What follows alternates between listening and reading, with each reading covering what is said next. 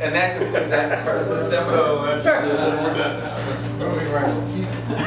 But you can show the various versions of that ending. Yeah, how many keys are there? You can teach the John Stewart ending.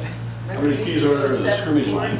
From which, I don't know, which one is He it? would, on live performances that I've heard, he would just end with a seventh chord of some sort. Oh, he did do some given of song? those. On any given song. I never liked those. I always thought the seventh is going into another chord, but he did do a lot of that. I say, how many times did he segue right into something else? Exactly. But anyway, I do have a couple endings, and I'll tell you why. What happened? I think Steve, Rich, and I were talking about something. But there was, if any of you want to do some bluegrass, or if you've done bluegrass, and pardon me if I get too elementary, but there are some classic, well, one in particular classic ending that you would use.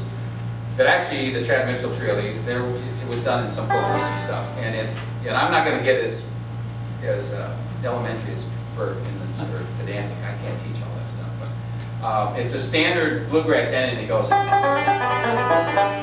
and you probably heard that because that was the ending of Yahoo. It's done in everything, and if anybody wants to learn it, I can tell you later. I'd rather expose it to you now than go through it note for note. As long as that's all you're going to Because I have to figure that out. But that is a standard bluegrass ending that leads to lots of endings that you probably heard, which is like, or, which is like the Beverly Hillbillies or this other stuff. So a lot of this is a variation on the basic stuff, and then you come up with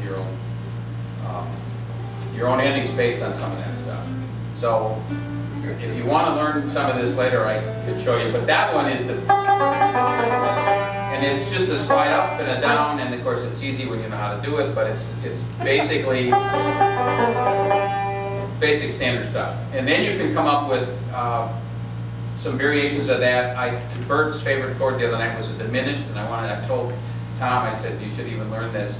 And a diminished is a very simple, although it's a stretch. Now the thing about a diminished chord, you've heard that chord before. A lot of you that are older know the coasters. And then.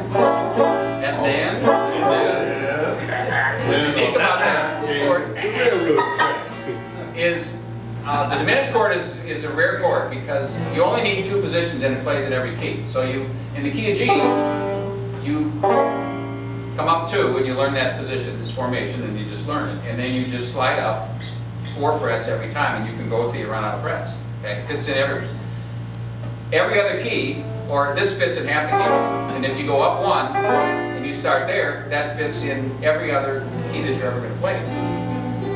So you really don't have to know where that chord is. You just hit it. If it doesn't sound right, you slide up or down 1, and you get the chord. And I'm dead serious. So if you miss it, if I'm playing,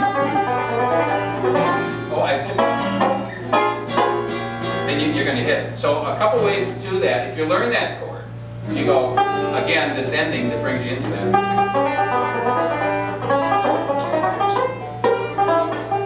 So you throw some of that stuff together, and that's how you get those things. So diminished kind of a neat, and you can, if you can do it, you can, or you can go,